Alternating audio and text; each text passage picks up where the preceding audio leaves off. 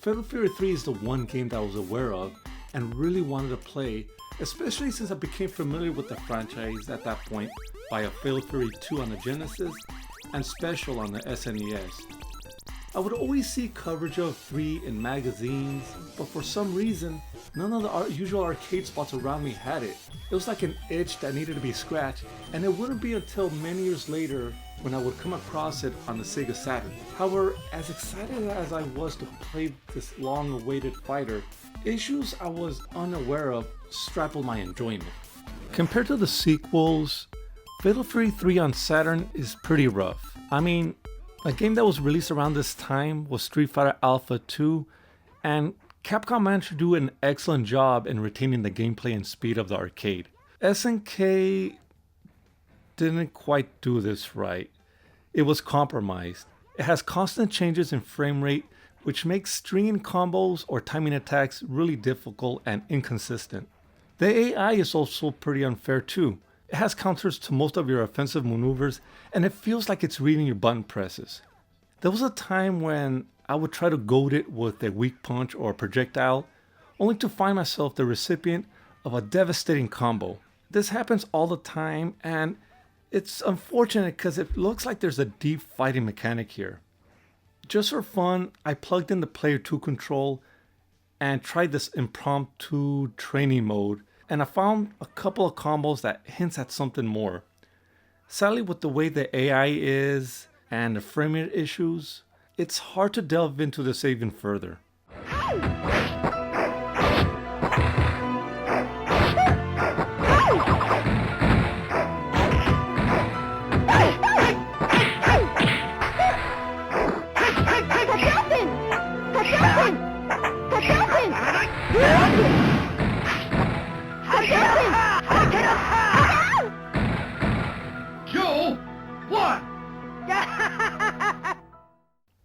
The pace feels slower than any of the Real Bout games, but there's definitely something here. Chaining normals to specials needs to be a little bit more precise. Unfortunately, linking them to supers are near impossible.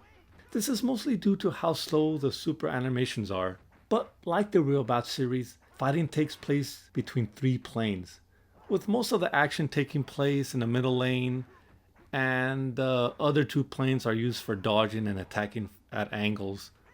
Honestly though, this extra dimension is kind of hard to grasp, and it's not as refined as the Real Bout games. But this is the first time in the series they tried this, so I guess I gotta cut them a little slack. However, there is a serious lack of additional modes. Despite this being a home port coming out 1 year after the arcade, there really is a serious lack of content. All you get is the basic arcade mode and the options menu, and then that's it. There's nothing more. This is pretty surprising, especially since Fatal Fury Special on the Super Nintendo had like a time attack mode. And here we got a Sega Saturn port of a beloved Neo Geo game only having one mode. It's unbelievable actually. It's pretty unbelievable that that's all they give us. Controls feel a little stiff, and I'm not sure if it's due to how the optimizations went or if it's part of the original Neo Geo game, but pulling off certain specials or supers are a bit more challenging than they should be, especially the hidden desperation maneuvers that cause a lot more damage.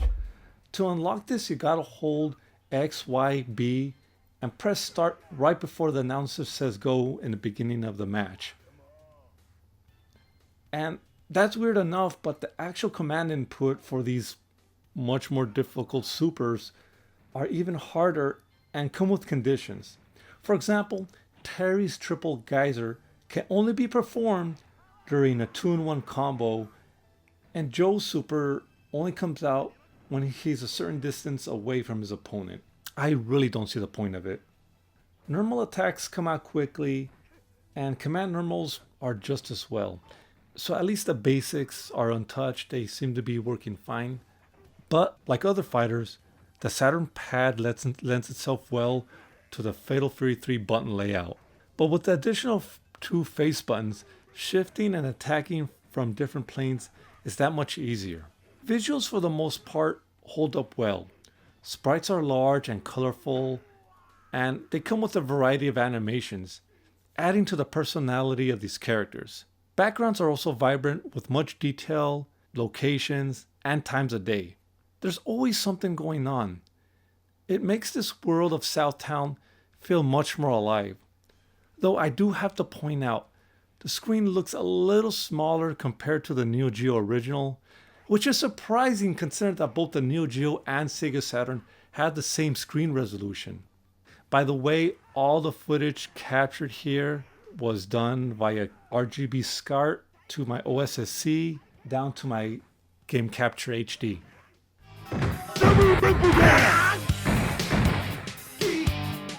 Come on! Go!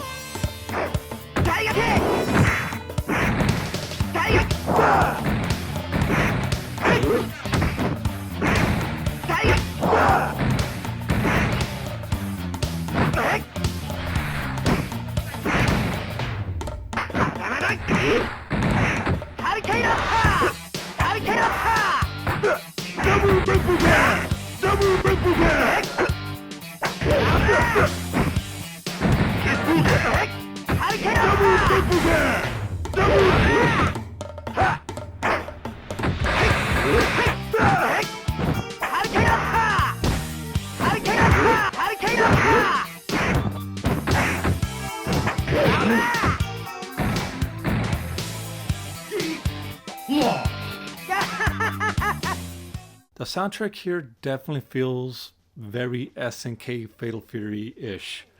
They have this high energy rhythm that match both the characters and stages. Unfortunately, despite being as good as they are, none of these tracks are quite memorable as the ones found in Fatal Fury 2 or Special.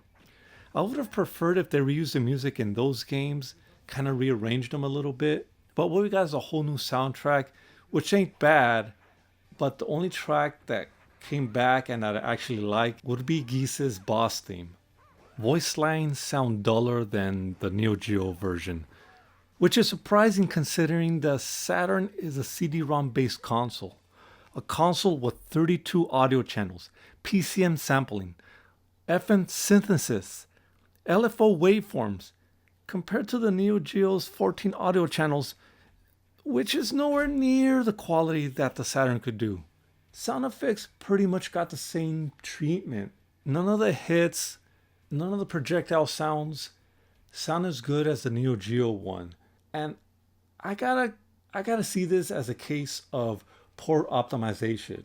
Granted, all the sound effects are here as far as I can tell, but this port came out an entire year after the original. Surely they could have done a better job. The Fatal Fury 3 story is told through an intro and dialogue between fighters before and after the match.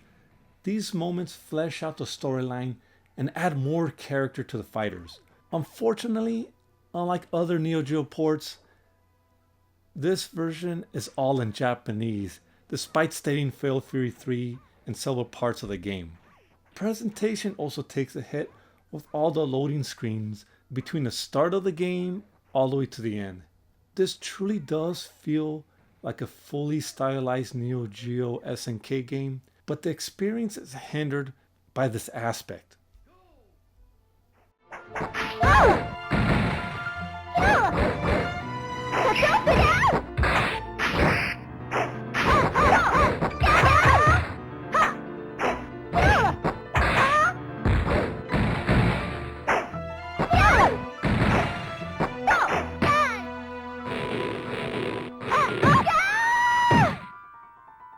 Mary! One!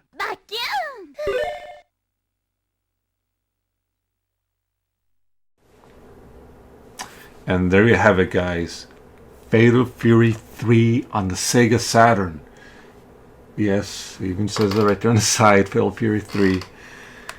But I gotta tell you guys, I was really looking forward to playing this version of the game. All the other Neo Geo ports turned out fantastic, and even though this one doesn't use a RAM card expansion, I was still hopeful. I was really believing that SNK would have pulled it off, and unfortunately they didn't. You know, the gameplay is not there, the frame rate's all over the place, the sound effects and voice lines aren't there, and the AI is incredibly cheap. The AI is also incredibly cheap in the Neo Geo version, but at least that one plays better. This one, it's all over the place in performance. So because of that, I gotta give it a D. There's still a little value in it. It does have unlimited continues, and there are ways to play with the boss characters, but besides that, I would say just go for any of the other ways of playing Fatal Fury 3, either through the battle archives on the PS2 or downloading it on a variety of the online platforms that are available right now. Anyway, this was Knockout 21. Please comment, rate, and subscribe. And like always, have a good one. Take care, you guys.